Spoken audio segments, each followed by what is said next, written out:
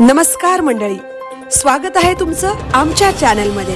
आवाज महामुंबईचा, शोध बातमीचा, कौल मनाचा। चला तर मग आमचे चॅनल लाईक करा, शेअर करा आणि सबस्क्राइब करा।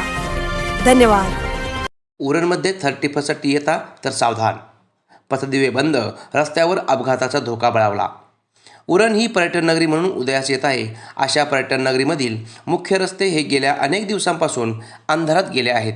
त्यातच JNPA, सिडको आणि नॅशनल हायवेनी लाखो रुपये खर्च करून रस्त्यावर बसवलेले पथदिवे बंद पडल्याने नागरिक व पर्यटकांना रात्रीच्या वेळी मोठा त्रास सहन करावा लागत आहे।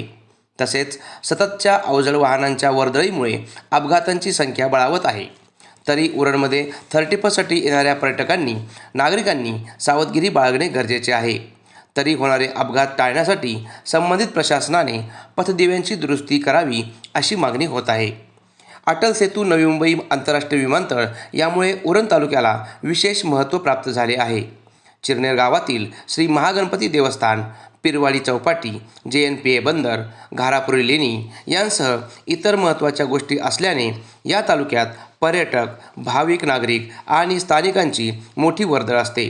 मात्र JNPA, सिडको आणि नॅशनल हायवेनी तालुक्यातील रस्त्यावरील पथदिव्यांची कामं संबंधित ठेकेदाराकडून वेळेत करून न घेतल्यामुळे रस्त्यावरील दिवे लटकताना दिसत आहेत।